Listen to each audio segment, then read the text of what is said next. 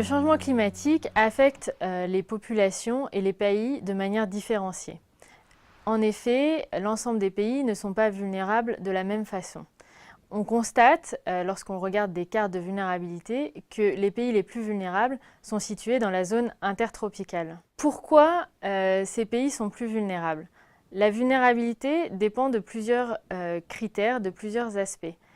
En effet, il y a notamment l'exposition, qui correspond à la manière dont nous sommes sujets à un aléa, comme une tempête, une forte pluie ou encore une sécheresse.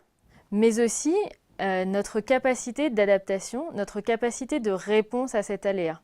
Et la vulnérabilité est une fonction de ces deux éléments.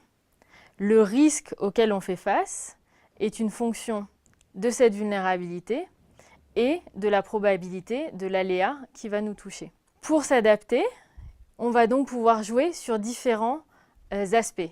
On peut notamment travailler sur ses capacités d'adaptation. C'est ce que fait CARE au quotidien avec les populations les plus vulnérables dans plus de 60 pays. Concrètement, si on part au Niger, on peut s'apercevoir que dans certaines régions, il y a des sécheresses de plus en plus fréquentes.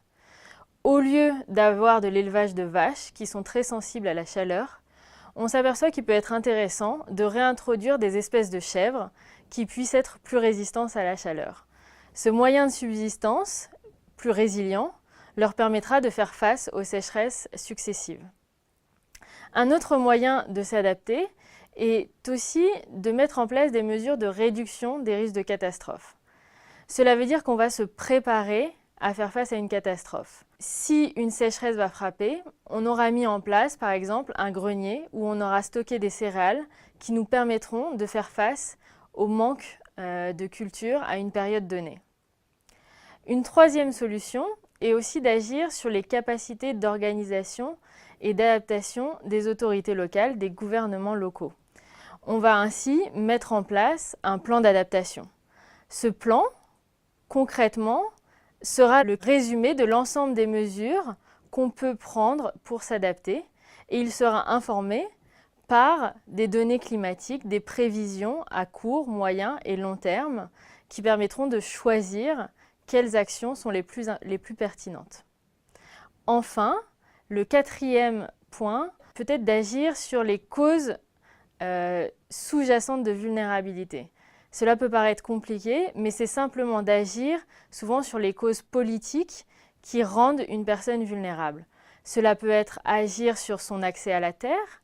En effet, on constate que dans certains pays, les femmes, même si elles cultivent la grande majorité des champs, ne sont pas propriétaires de ces champs.